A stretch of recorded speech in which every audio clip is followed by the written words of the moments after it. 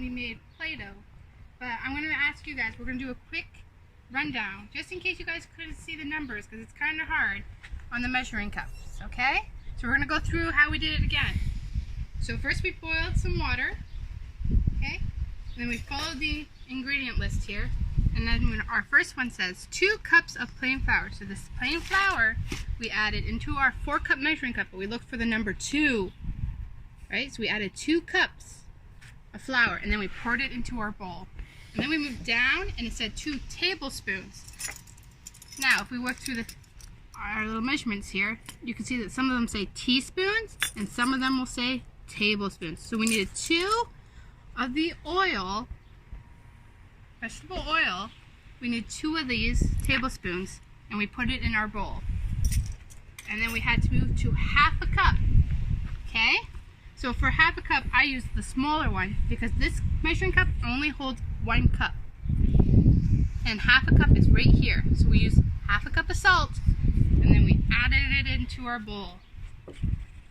And then we moved to cream of tartar. And we had to go back to the big guy again and use 2 tablespoons of cream of tartar and add it into our bowl. And then we moved to adding 1.5 cups, which I used the big guy for, of water. So 1.5 cups of water, and we added it in with a couple drops of food coloring if you want to. That's optional. So I thought we'd learn a little bit about force with our Play-Doh. And force is everywhere, really, if you think about it. So I'm going to use a little bit of Play-Doh, and I'm just going to squeeze it, throw it back and forth, roll it a little bit. But what happens if I use the force of my hand going down on the Play-Doh? What just happened, guys? You're right, I squished, the force of my hand going down squished my Play-Doh. But what if I decided to do this? What's happening to my Play-Doh now? I'm rolling it, you're right. Because my hand is now pushing back and forth, and it's causing the Play-Doh to stretch and roll. Which reminds me, if I was to do this, what's happening now to the Play-Doh? I'm stretching it because I'm using the force to pull the Play-Doh apart from each other. And if I pull too hard and I use the force, what happened to my Play-Doh? It split, you're right. So I'm going to roll it back and forth again. I'm going to form a ball. Now I see you guys do this sometimes. What's happening? What am I doing? You're right. I am poking the Play-Doh. And the force of my one little finger is causing these holes in the Play-Doh. That's the force. That's the heaviness. And if I boil it back up again, squish, squish, squish, using this force in my hands, strength. There we go.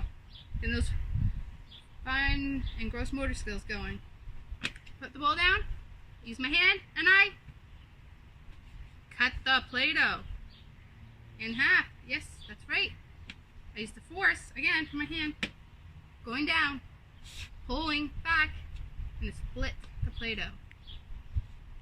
Now, you see that I'm rolling the Play-Doh again, going back and forth, back and forth. What if I pick the Play-Doh up and I start to, what am I doing, guys? If you look closely, you can see I am doing something to the Play-Doh. I'm twisting the Play-Doh. And you can see it is forming different than if I was to just roll it. And you come look. This is from when I twisted the Play-Doh, and this is when I roll it. Look how smooth it is just from rolling, but when I twist it, the force is changing the Play-Doh, tightening it up. And again, if you tighten it too tight, what happens? It splits. That's the force. Star Wars, guys. Okay, so we went from there. Now, I squish it down again. What is it that some of you guys like to do? You like to create faces, right? So we grab a little couple, stop it on there. Just pop it out a little nose, roll a little face, make it. Oh, happy face! Thanks for playing with me, guys. Miigwech!